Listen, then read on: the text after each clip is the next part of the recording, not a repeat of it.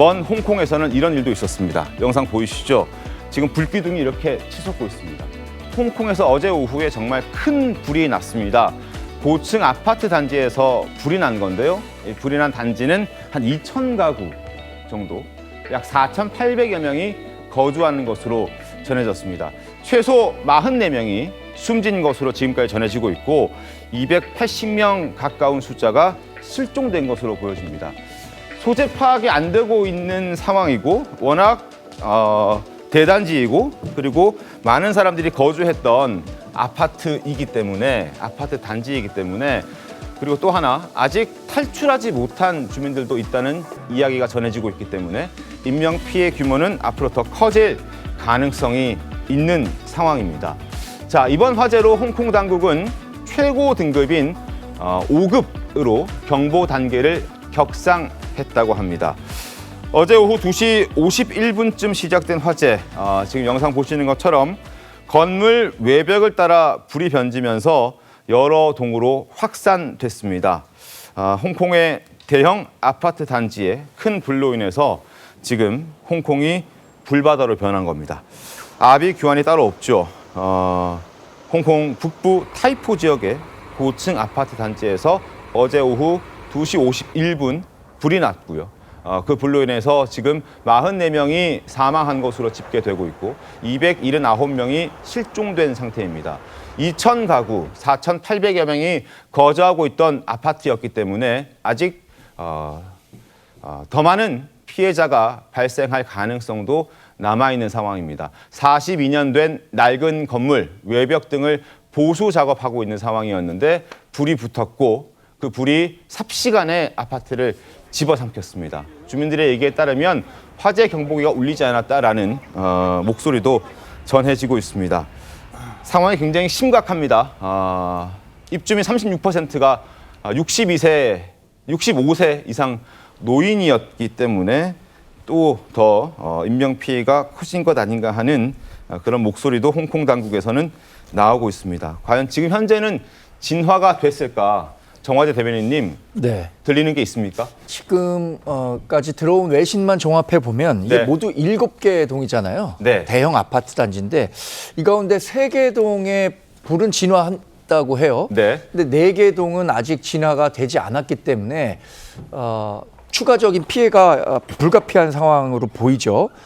근데 보시다시피 이게 초고층 건물인데 네. 홍콩이 초밀도, 그러니까 초고층 개발을 많이 하죠. 근데 아이러니하게도 소방차가 갈 수 있는 최고 높이가 지금 55m라는 거예요, 홍콩에는. 어허. 그래서 중국 가까운 선전 지역에 있는 소방대에서 한 100m 정도 도달할 수 있는 고가 사다리 소방차를 동원해서 지금 진화 작업을 돕고는 있는데 네. 여전히 4곳이 화염이 완전 진화된 것은 아니어서 네. 추가적인 피해가 예상되고 있습니다. 이게 83년에 입주했다고 하니까 네. 이제 오래된 아파트고 더군다나 지금 앵커께서 말씀하신 것처럼 비계라고 하는 것이 홍콩에서는 대나무로 많이 만들어지는데 대나무가 굉장히 불에 취약하잖아요. 네. 그래서 불이 이렇게 쉽게 번진 것으로 파악되고 있습니다. 알겠습니다.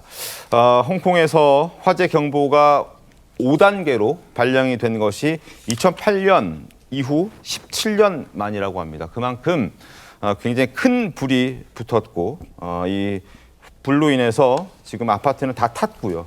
44명이 숨지고 실종된 주민만 해도 300명 가까이 되고 그리고 앞으로 더 인명피해가 확산될 가능성을 배제할 수 없는 홍콩의 상황입니다. 화재가 이렇게 크게 번진 이유는 어디서 찾을 수 있을까요? 이경민 변호사님. 이게 사실 아파트가 보수주기였거든요. 네. 보수주기다 보니까 비계랑 보호망이 이렇게 있었는데 근데 그때 당시 작업자들이 담배를 피우고 있었답니다. 담배를 피우고 있었다. 그러다 보니까 이제 그 공초에서 나왔던 그 불이 옮겨 붙어서 이렇게 된 게 아닌가 좀 그렇게 추정을 하고 있는데 네. 공교롭게도 당시 또 이제 초속 8m의 강풍이 불고 있었고요. 네. 그때 당시에 이 강풍으로 인해 가지고 그 비계나 보호망에 이제 불이 옮겨 붙다 보니까 삽시간에 이제 10층에서 이제 건물 옥상까지도 올라갔고 네. 그 바람으로 인해서 또 옆 건물로도 이제 번져갔고요. 네. 근데 이제 아까 말씀하셨다시피 이 지금 그 대나무 비계를 사실 금속으로 대체를 하겠다. 그동안 이제 그렇게 정부에서는 밝혀왔거든요. 근데 그럼에도 불구하고 이게 조금 대체가 되는 게 늦어지다 보니까 네. 이게 또 어떻게 보면 또 예고된 인재가 아니었냐. 뭐 이런 좀 비판도 나오고 있는 것 같습니다. 알겠습니다. 자, 오늘 조선일보 일면에 실린 사진도 눈길을 끌었습니다. 아파트, 불이 붙은 아파트 앞에서 정말 절규하고 있는 한 남성의 사진입니다. 왜 절규하냐? 자신의 아내가 아직 아파트에서 빠져나오지 못했기 때문입니다. 아내가 갇혀 있다라고 목 놓아 외치는 홍콩 한 남성의 사진입니다. 울부짖고 있는 그 사진. 얼마나 상황이 심각하고 절망적이고 돌이킬 수 없는 상황인지를 보여주는 한 장의 사진이 아닌가 싶습니다. 화재 경보가 울리지 않았다.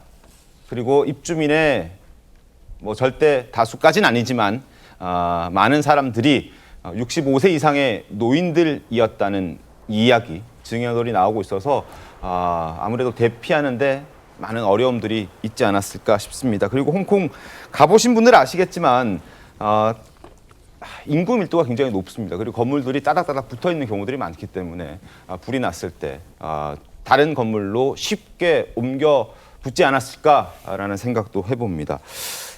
정상훈 설명 어떻게 보셨습니까?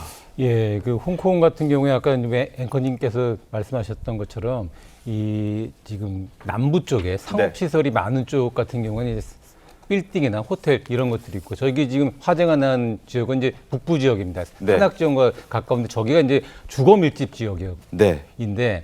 저기 같은 경우에 워낙 이제 사람은 많고 땅은 좁다 보니까 건물을 1983년에 지은 건물이어도 지금 현대적 건물처럼 상당히 고층으로 지었단 말이죠. 네. 그렇기 때문에 거기에 따른 방제 시설이나 이런 소화 시설 같은 것들이 충분히 완비가 돼 있어야 되는데 워낙 오래된 건물이다 보니까 그런 것들이 낙후됐을 가능성이 좀 있고요. 네. 그리고 이제 워낙 오래됐기 때문에 그런 것들을 보수하기 위해서 공사를 했는데 그 공사하는 방식도 어떻게 보면 약간 납득할 수 없는데 이제 대나무를 이용해서 비계를 활용했고 거기에 네. 이제 일하던 노동자들이 담배를 펴서 삽시간에 불이 번졌고 게다가 대낮에 불이 났음에도 불구하고 화재 경보기가 작동을 하지 않았고 네. 게다가 거기 살고 있는 분의 32%가 65세 이상의 노인이기 때문에 백주 대낮에 화재가 났는데도 대피를 하지 못했기 때문에 저런 엄청난 인재이자 화재로 번진 것 같은데 우리에게도 어떻게 하면 이 낡은 아파트들 그리고 화재